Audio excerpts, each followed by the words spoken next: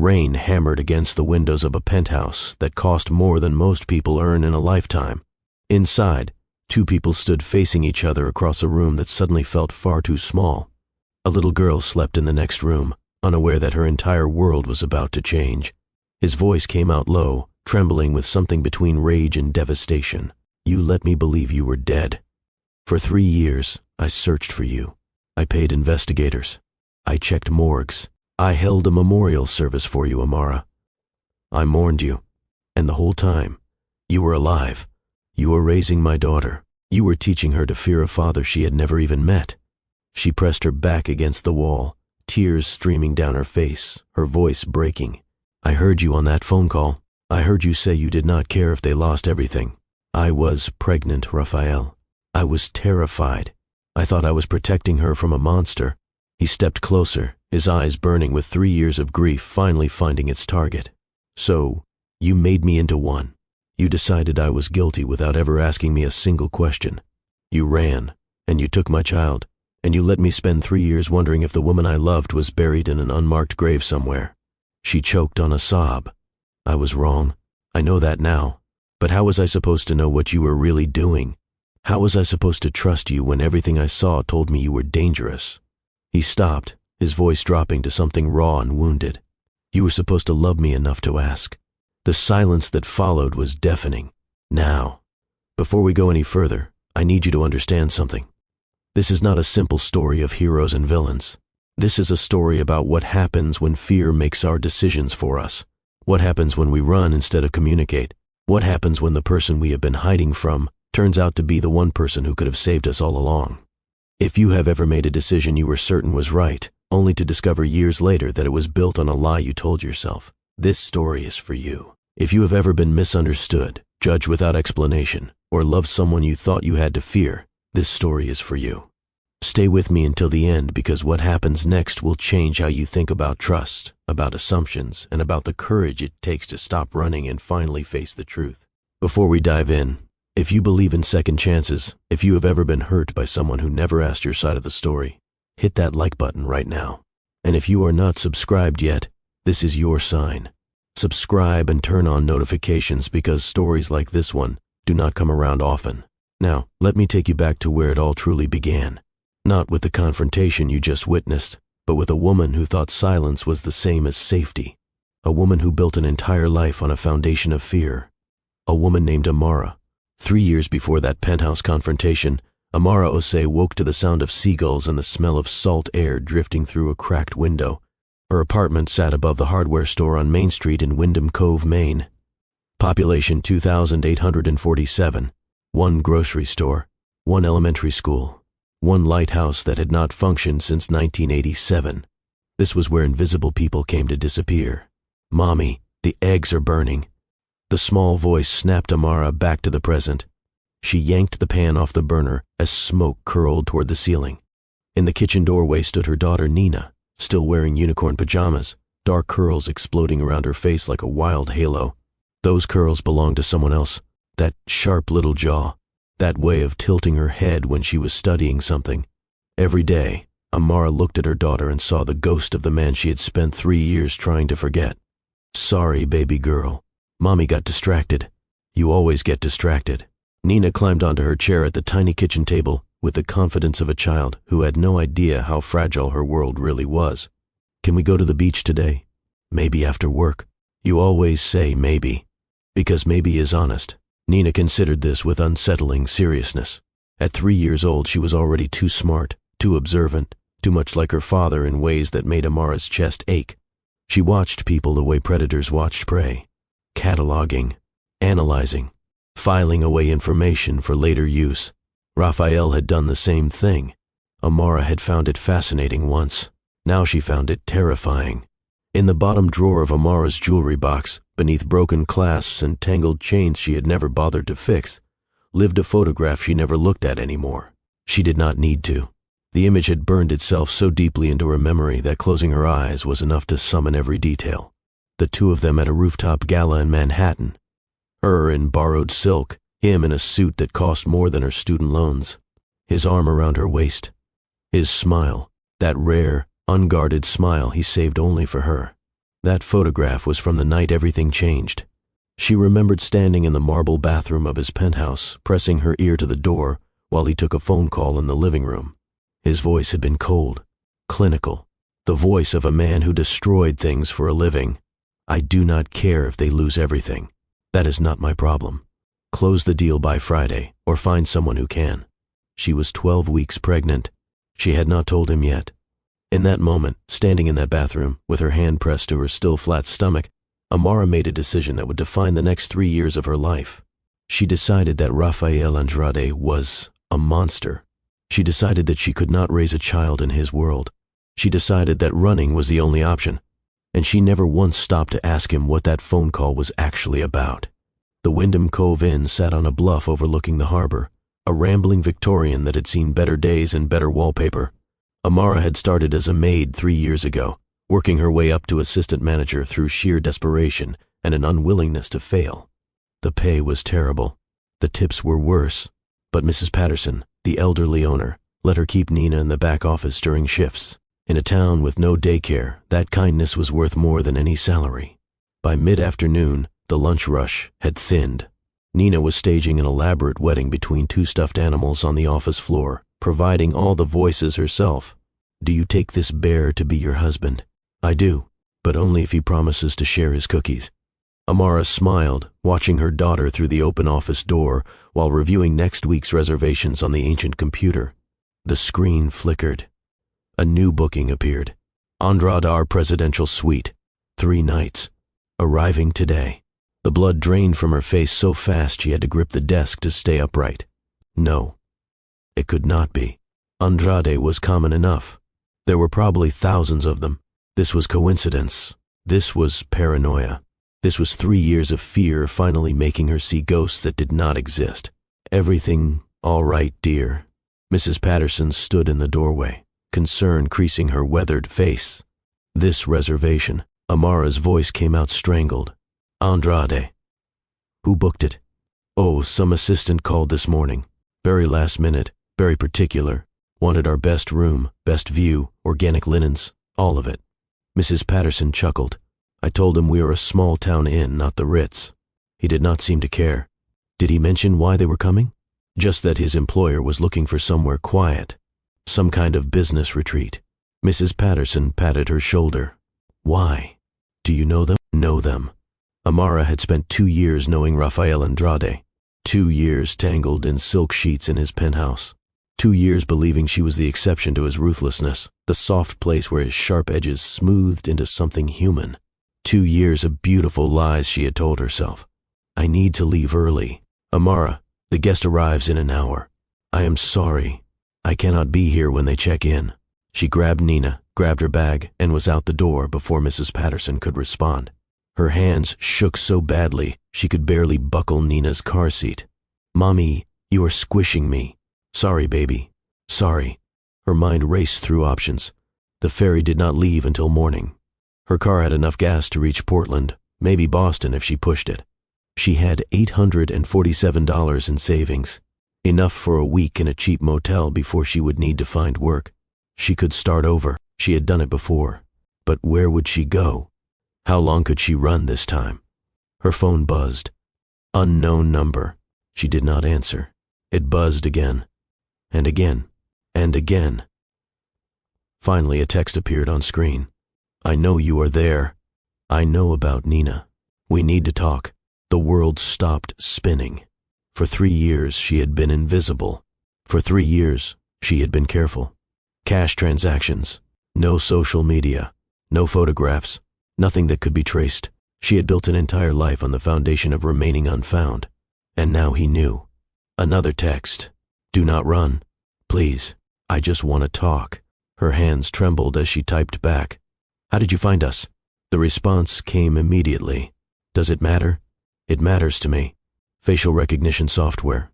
Someone posted a photo from the Wyndham Cove Independence Day parade. Nina was in the background. She looks just like my mother did at that age. Amara closed her eyes, tears burning behind her lids. Her phone rang. Same unknown number. This time, she answered. Amara. His voice had not changed. That slight accent from his Portuguese mother, smoothed by years in American boardrooms. Rich and controlled and devastating. Do not run, not again. You cannot have her. I am not here to take her. I am here to understand why you kept her from me for 3 years. His voice tightened. I am here to understand why you let me think you were dead. I never said I was dead. You disappeared. No note. No call. No trace. For 3 years, I searched for you, Amara. For 3 years, I paid investigators, called hospitals, checked morgues. Do you understand what that does to a person? She said nothing. I mourned you. His voice cracked on the words. I held a memorial service. I lit candles on the anniversary of your disappearance. And the whole time you were here. You were alive. You were raising my daughter without me. Where are you? Her voice came out as barely a whisper. At the inn. Your employer seems concerned. She mentioned you left in a hurry. Then you know I am not coming back there. Then tell me where to meet you. He paused. Please, Amara. I have spent 3 years thinking you were gone. Just let me see you. Let me understand. She looked at Nina in the rearview mirror, still playing with her stuffed animals, still humming that same little song. The lighthouse at the North Point. Come alone. She hung up before he could respond. Wyndham Cove's abandoned lighthouse sat at the edge of town, surrounded by rocks and wild roses, its white paint peeling like sunburned skin. This was the place Amara came when she needed to think, the place where the sound of waves drowned out every fear. She parked and sat there, hands still shaking on the wheel. He arrived 15 minutes later in a rented BMW that seemed absurd against the backdrop of fishing boats and weathered shingles. She watched him step out of the car and felt time collapse. Every memory of him rushing back like a wave she could not outrun. 3 years had only sharpened him. The same dark hair, now threaded with early silver at the temples. The same broad shoulders beneath a simple gray sweater that probably cost more than her monthly rent. The same face that had haunted her dreams and her nightmares in equal measure. But there was something different in his eyes. Something hollow, like someone had carved out everything soft and left only the machinery behind. His gaze found Nina first. She was collecting shells near the rocks, oblivious to the earthquake happening around her. Amara watched him watch his daughter for the first time. Watched his face cycle through emotions she recognized because she had felt them herself. Disbelief, fear, wonder, and then love. A love so fierce and immediate it seemed to catch even him off guard. She is beautiful. His voice was barely a whisper. She is so. Do not. Amara stepped between them, blocking his view. You do not get to look at her like that. You do not get to come here after 3 years and act like you deserve her. His eyes snapped to hers and the softness vanished. I did not know she existed. You know now. And I am telling you, you do not get to have her. You think I want custody? Something bitter crossed his face. You think I came here to drag a 3-year-old into my world? The boardrooms, the constant travel, the people who would use her as leverage against me? He stepped closer, close enough that she could smell his cologne. The same one. God, still the same one. I came here because I've spent 3 years believing the only woman I ever loved vanished without a trace. And then I discovered she did not just leave me. She left me while carrying my child. I had reasons. Then, tell me, make me understand. Because right now, all I see is someone who decided I was not worth the truth. The accusation hit harder than she expected. Mommy. Nina appeared at her side, shell in hand. Who is that man? Amara's throat closed. Raphael crouched down slowly, bringing himself to Nina's eye level. His movements were careful, deliberate, the same way he approached everything important. Hello. His voice was impossibly gentle. That is a beautiful shell. Nina studied him with that unsettling analytical stare. Thank you. I found it by the big rocks. I used to collect shells when I was your age. In Brazil, on my grandmother's beach. What is Brazil? It is a country very far away, with warm water and lots of palm trees. I like palm trees. Nina looked at Amara, then back at Raphael. You talk funny. Amara started to apologize, but Raphael cut her off. It is okay. I do talk funny. It is because I grew up speaking a different language. Like mommy's twi? Something flickered across Raphael's face. Surprise, perhaps, that Amara had maintained that connection. Yes, exactly like that. Nina held out the shell. You can have this one. I have lots. Raphael took it like she had handed him something precious. Thank you, Nina. How do you know my name? He looked at Amara, lost. He is an old friend of Mommy's. The lie coated her tongue like ash. From before you were born. Nina accepted this with the easy trust of childhood. Okay, can we get ice cream now? In a minute, baby. Go find some more shells. Nina bounded off, and Raphael stood slowly, the shell still clutched in his hand. She has your spirit. His voice was rough. Your directness. Your way of seeing through people. She is her own person. Yes, his voice broke slightly. She is. And I have missed 3 years of watching her become that person. You would have destroyed her. The words came out harsher than she intended. The way you destroy everything. What are you talking about? The Hartwell deal. The night I left. I heard you on the phone, Raphael. I heard you order the complete destruction of a family business just to absorb their patents. A company that had been running for 40 years, that employed hundreds of people. The Hartwells. His face went blank. You left because of the Hartwells. I left because I finally saw who you really were, what you were capable of. Do you know what the Hartwells were doing with those patents? His voice hardened. They were selling defective medical equipment to developing nations. Equipment that had killed 17 people before anyone caught on. I did not destroy that company, Amara. I stopped them. I acquired their assets and burned their entire operation to the ground because they were killing people and hiding it behind proprietary technology.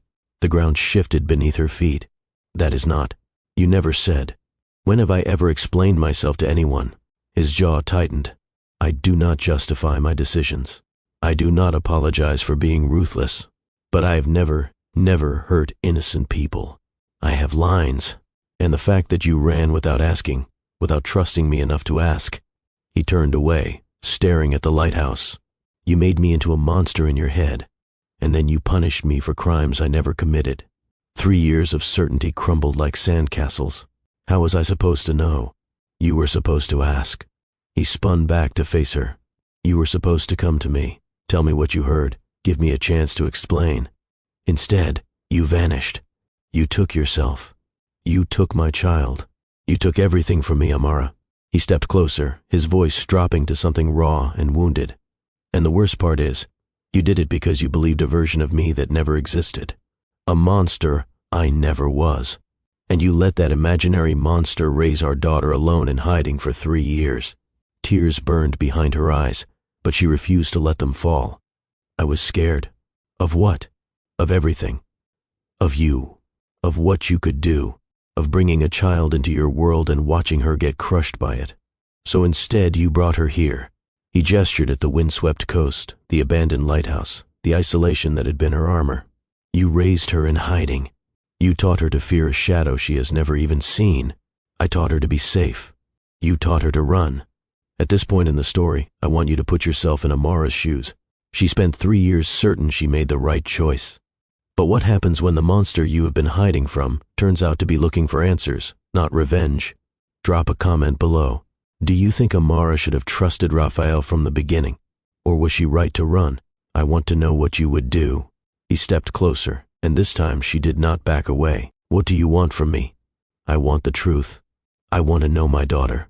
And I want to understand if what we had was real, or if I imagined all of it. The same question that had haunted her every night for 3 years. It was real, she whispered. That is why it hurts so much to leave. Something shifted in his eyes. Pain giving way to something softer, something almost like hope. Then stay. Not because I am forcing you, but because Nina deserves to know who her father is. And because maybe, he paused, vulnerable in a way she had rarely seen. Maybe we deserve to figure out who we could have been if you had not run. I cannot just trust you again. I am not asking you to trust me. I am asking you to give me a chance to earn it. Before she could respond, his phone buzzed. He glanced at it, and his entire demeanor shifted. Body tensing, jaw tightening, every hint of vulnerability vanishing behind a wall of cold focus. What? Brennan Hayes. The name came out like a curse. My biggest competitor. He just booked a room at the same inn. Arriving tonight, cold dread pooled in her stomach. Coincidence? I do not believe in coincidence, and neither does he. Raphael's hand found her arm, grip firm but careful. How much do the people here know about Nina? Nothing. Just that I am her mother. I never told anyone about her father. Good. Keep it that way. If Hayes finds out about her, if he realizes who she is to me, he would use her. He would try. Something dangerous flickered in Raphael's face, and I would destroy him for it. But I would rather avoid the destruction altogether. Nina came running back, arms full of shells. Mommy, look. I found a purple one. Raphael crouched down again, examining her treasure with genuine interest. Over her daughter's curls, his eyes met Amara's. This is not over, his gaze said. We are just beginning. That night, Amara lay in her cramped apartment above the hardware store, listening to Nina's soft breathing from the next room and staring at the ceiling. Sleep would not come. Her mind raced through the conversation at the lighthouse, replaying every word, every revelation. The Hartwells had been killing people. Raphael had stopped them. The monster she had run from was not a monster at all. 3 years. She had stolen 3 years from a man who would have protected them. 3 years from a daughter who deserved to know her father. 3 years from herself, living in hiding, living in fear, living a half-life based on assumptions she had never bothered to verify. Her phone buzzed on the nightstand. Raphael. Hayes just had dinner at the inn. He was asking questions about the woman who left early, the one with the little girl. Her blood went cold. Another message followed immediately. He is not here by accident. Someone told him. And another. We need to meet. Tonight. Bring Nina. I have security at the Coastal View Hotel in Rockport, 30 minutes away. And finally, I will not let anyone touch her. I swear on my mother's grave. Amara looked at her daughter sleeping peacefully, unicorn pajamas riding up her legs, one arm thrown across her pillow, utterly unaware that her hidden world was collapsing around them. 3 years of running had led her here, to this moment, to this choice. Stay in the shadows and hope they were enough, or step into the light and trust the man she had spent 3 years learning to fear. She picked up her phone and typed, "Send me the address." Within an hour, Amara found herself in the back of an SUV with tinted windows, Nina asleep against her shoulder, heading toward a hotel 30 minutes away. One of Raphael's security team drove while another sat in the passenger seat, both of them silent and professional. The Coastal View Hotel was nothing like the rustic charm of Wyndham Cove. Modern, sleek, the kind of place where people with money came to escape notice. Raphael met them in the lobby. He had changed into dark jeans and a black sweater, looking less like a billionaire and more like someone who had not slept in days. She is exhausted. He looked at Nina, still sleeping in Amara's arms. It has been a long day for all of us. He led them to a suite on the top floor. 2 bedrooms, a living area, floor-to-ceiling windows overlooking the harbor. Security team positioned at every entrance. Put her in the back bedroom. Raphael's voice was soft. She should not wake up in a strange place. Amara carried Nina to the bedroom, laid her gently on the queen-sized bed, and tucked the covers around her. For a moment she just stood there, watching her daughter sleep, wondering how they had gotten here, wondering what came next. When she returned to the living room, Raphael was standing by the windows, staring out at the dark water. "Thank you," she said quietly, "for getting us out of there." He did not turn around. "I should have gotten you out 3 years ago. If you had told me about Nina, I would have. I know that now." He finally turned, and she saw the exhaustion in his face. The weight of 3 years of grief mixed with the shock of the last 24 hours. "I need to tell you something," he said, "about the night you left. You already explained about the Hartwells. Not that." He moved to the couch, sat down heavily. "There is more." Amara hesitated, then sat in the chair across from him. "That night, I knew something was wrong. When I got off the phone, I went to find you. The bathroom door was closed. I knocked, but you did not answer. When I opened it, you were gone. I climbed out the window. I know. I figured that out later, but in that moment, I thought something had happened to you." He looked at her, and she saw the memory of that fear in his eyes. "I tore that apartment apart looking for you. Called security, called the police. For 3 days, I did not sleep. I kept thinking someone had taken you, Raphael. And then the investigation found nothing. No body, no ransom demand, no trace. And I realized you had left on your own, but I did not understand why." He ran a hand through his hair. I spent months going over every conversation we ever had, trying to figure out what I did wrong, what I said, what I failed to see. You did not do anything wrong. The admission hurt to say. I heard something I did not understand, and I assumed the worst. That is on me. He was quiet for a long moment. I loved you, Amara. The words came out rough, like he was admitting something shameful. I know I never said it. I know I was not good at showing it. But you were the first person in 10 years who made me feel like maybe I was more than the sum of my worst decisions. She felt tears burning behind her eyes. I loved you too. That is why leaving destroyed me. Then why did you not come back? His voice broke. Even after you realized you might have been wrong, why did you not reach out? Because by then, I had Nina, and I was terrified that if you knew about her, you would take her from me. I convinced myself that staying hidden was the only way to keep her safe. Safe from me. Yes, she met his eyes. I am sorry. I know that is not enough, but I am sorry. The silence stretched between them. Outside, the harbor lights reflected on the dark water. I do not know how to forgive you, he said finally. Not yet. What you took from me, what you took from Nina, it is not something I can just let go. I am not asking you to, but I want to try. He leaned forward, elbows on his knees, because holding on to this anger will only poison whatever comes next. And for Nina's sake, there has to be something that comes next. What are you suggesting? I want to know my daughter. I want to be part of her life. Whatever form that takes, whatever terms you need, I want to figure it out together. And us? He studied her for a long moment. I do not know what we are anymore. I do not know if we can ever be what we were, but I know I do not want to be your enemy. I have enough of those. Before she could respond, one of the security team knocked and entered. Sir, we have a situation. Hayes is on the move. Our sources say he is heading back toward Wyndham Cove. Why? We do not know yet. But given his questions earlier about Miss Osei and the child, Raphael stood, every trace of vulnerability vanishing behind the mask of the man who ran empires. Double the security here. No one in or out without my authorization. The guard nodded and left. What is happening? Amara asked. I do not know, but we are going to find out. The story is about to shift in a direction you probably did not see coming. Before I reveal who betrayed Amara, I want you to pause and think.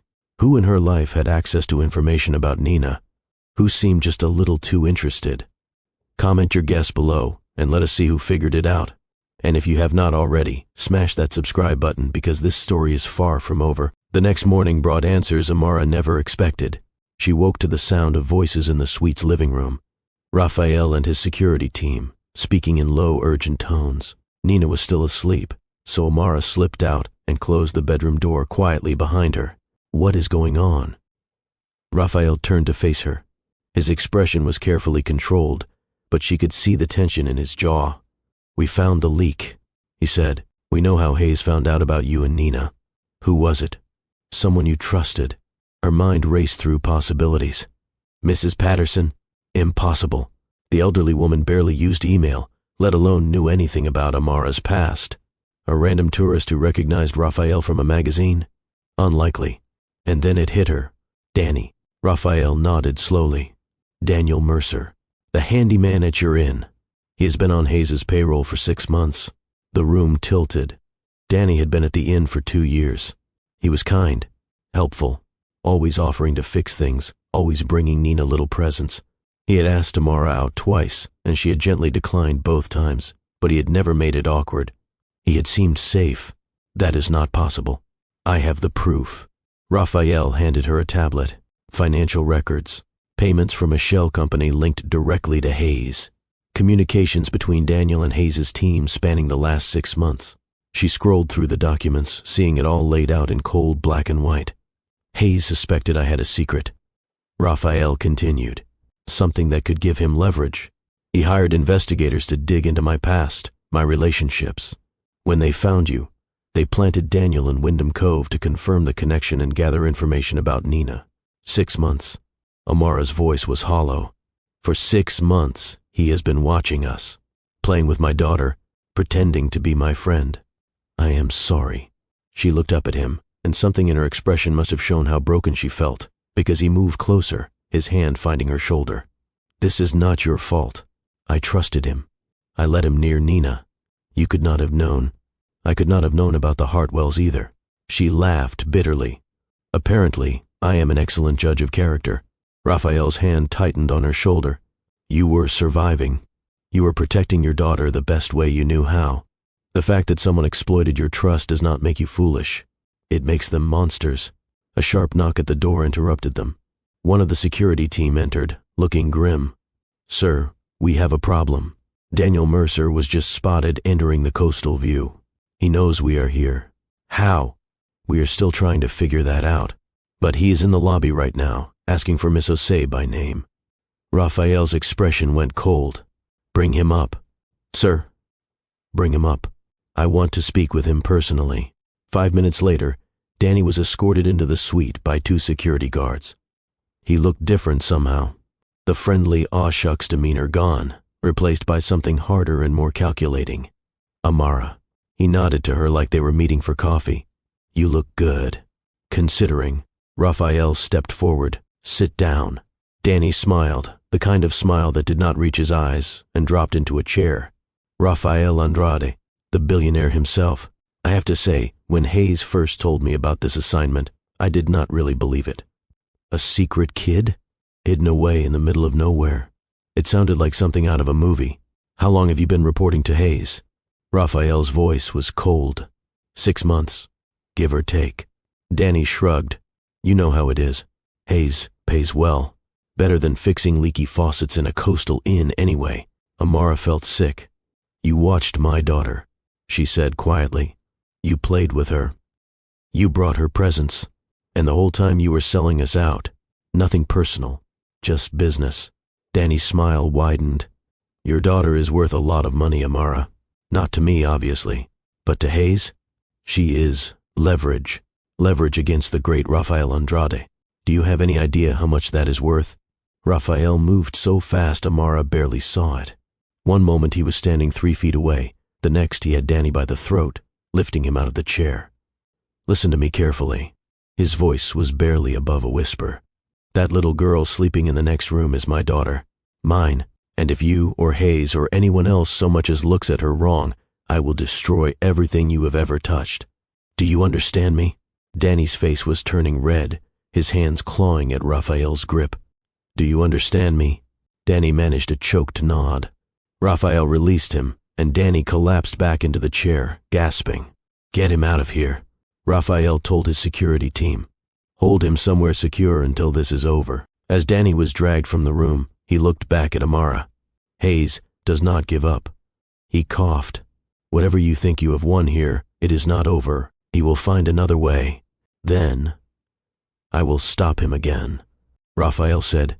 And again, as many times as it takes. The door closed, and they were alone. Amara was shaking. She could not stop. Hey, Raphael's voice was soft. He moved to her, his hands finding her arms, steadying her.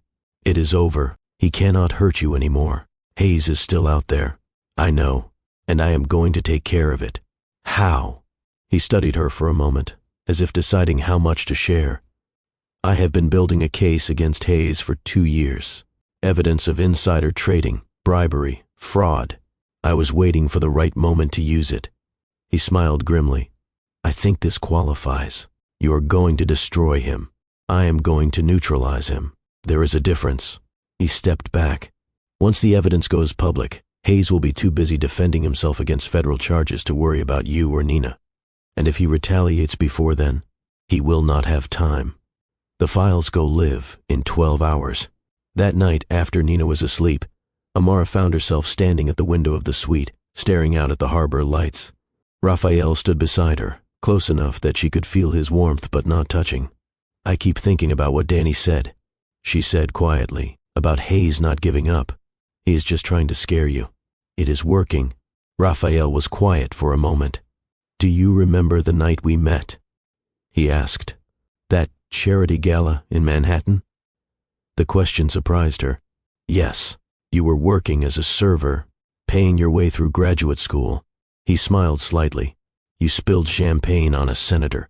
He grabbed my arm. I was not spilling. I was protesting. Raphael laughed softly. I know. I saw the whole thing. That is why I had security escort him out. She turned to look at him. That was you? He was a donor, a significant one. The event organizers were furious. He met her eyes. But you were right. He was a terrible person who thought money gave him the right to touch whatever he wanted. And you stood up to him without even thinking about the consequences. I did not know you saw that. I saw everything. His voice softened. You were the only person at that gala who was not performing. Everyone else was playing a role, wearing a mask. But you were just real. I had never met anyone like you. Tears burned behind her eyes. Why did you not tell me that back then? Because I did not know how. I was not good at being honest about feelings. Still not, really. He looked away. I thought there would be time. I thought we had years to figure it out. And then you were gone. I am sorry. I know. They stood in silence for a long moment, watching the lights reflect on the water. What happens now? She finally asked. Now we wait. 12 hours until the files go live. Then Hayes has bigger problems than us. I meant with us. He turned to face her fully. I do not know, he admitted. 3 years is a long time. We are different people now. I am angrier. You are more guarded. Nina does not know me at all. But I do not want to spend the rest of my life wondering what we could have been. He reached out, his hand finding hers. Whatever comes next, I want to face it together. Not as enemies, not as strangers. As, I do not know, something. He nodded. For now, something is enough. The next 12 hours passed in a blur of tension and waiting. Raphael was on calls constantly, coordinating with lawyers and journalists and security teams. Amara stayed with Nina, trying to keep her entertained and unaware of the storm brewing around them. When the files finally went live, it happened fast. News alerts flooded in. Brennan Hayes, prominent investor, accused of widespread fraud. Evidence of bribery, insider trading, and criminal conspiracy. Federal authorities moving to arrest. Amara watched the coverage on the suite's television. Nina playing with blocks at her feet, completely oblivious. Raphael entered the room, phone in hand. It is done, he said. Hayes was arrested an hour ago. His entire operation is collapsing. So, it is over. The immediate threat, yes. He sat down across from her. Hayes is going to spend the next decade fighting legal battles. He will not have time or resources to come after you. And Danny, handed over to the authorities with a full confession, he will be facing charges of his own. Amara let out a breath she had been holding for days. Nina looked up from her blocks. Mommy, can we go home now? The question hung in the air. Amara looked at Raphael, uncertain. That depends, she said carefully. What do you want to do? Raphael knelt down next to Nina. Nina, can I ask you something? She studied him with those serious eyes.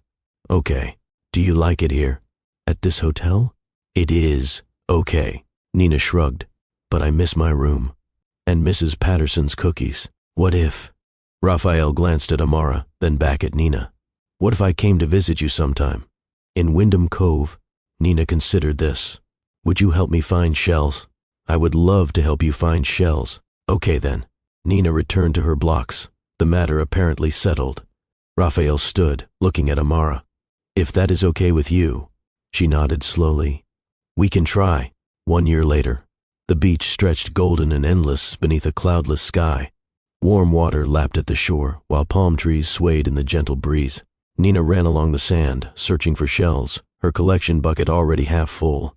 This was Brazil, Raphael's grandmother's beach, the place he had told Nina about the first day they met.